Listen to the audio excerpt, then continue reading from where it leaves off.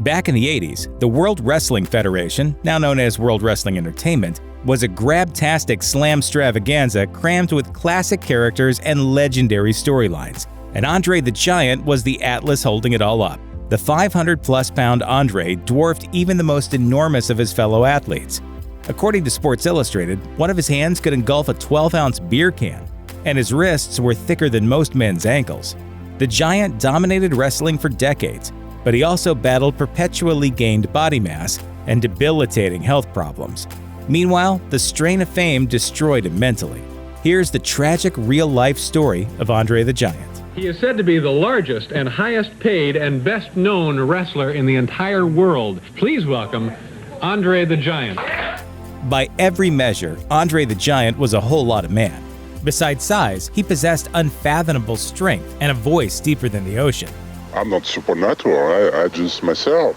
Born Andre Roussimoff on a farm in the French Alps in 1946, Andre grew to be 7'4", according to the WWE, though he was likely closer to 6'11".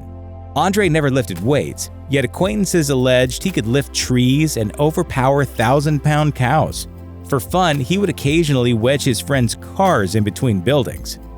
Andre left home at age 14 and dove into wrestling at 16. By the 70s, he was the most renowned wrestler on Earth, according to the Los Angeles Times. Then, in 1973, the father of current WWE owner Vince McMahon branded him Andre the Giant. Sports Illustrated's Terry Todd, who traveled with Andre, observed, "Going through a revolving door, he had to bend and take tiny shuffling steps to make the door revolve. He bent himself like a contortionist to fit in taxis, and hotel bathrooms left him with no room to bathe."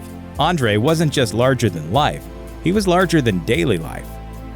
Though the WWF dubbed him the eighth wonder of the world orbited Andre like a planet. The Giant revealed in one interview, "I would give much money to be able to spend 1 day per week as a man of regular size." Acromegaly, the cause of his size, gave him an unusual visage and made him the perfect target for bullying.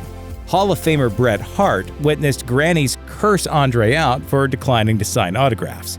And Mean Gene Okerlund said the Giant would cry because of all the teasing he endured. Andre eventually found refuge in the QVC channel. Per CBS Sports, it allowed him to shop without attracting unwanted audiences. According to co-workers, Andre's liver swam in an ocean of booze. USA Today reported that ex-wrestler Gerald Briscoe claimed the Giant downed 6 bottles of wine before matches.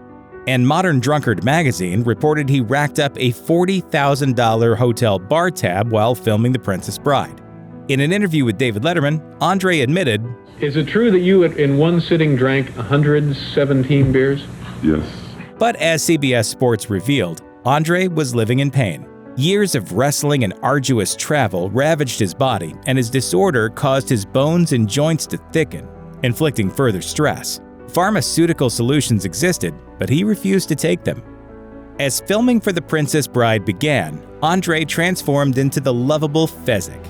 William Goldman, who authored both the screenplay and the book that inspired it, told CNN it was the only casting choice he specifically envisioned while writing the script. It's not my fault being the biggest and the strongest.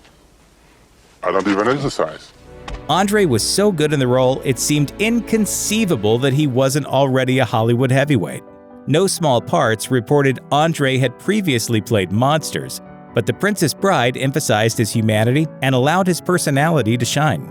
Co-star Cary Elwes, who played Wesley, called him a real gentle giant who would give you the shirt off his back. During his incredible career, Andre battled many beasts. He knocked out the great Gorilla Monsoon, nearly flattened Harley Race, and defeated Hulk Hogan. But the Giant's biggest opponent was time. At age 23, Andre learned he could die by age 40, according to friend Jackie McCauley. She told CBS Sports that Japanese doctors offered to operate on him before time ran out, but the Giant declined. 20 years later, Andre's knees were buckling, and he was becoming entombed in his body.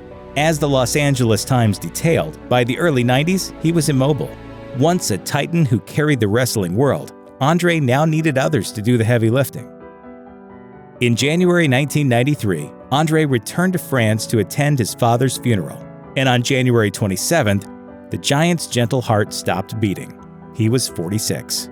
The Los Angeles Times reported Andre wanted to be cremated and for his ashes to be spread over his North Carolina ranch.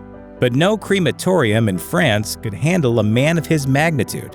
So best friends Jackie McCauley and Frenchie Bernard flew his body to the States, where it was reduced to 17 pounds of ashes, according to Bleacher Report.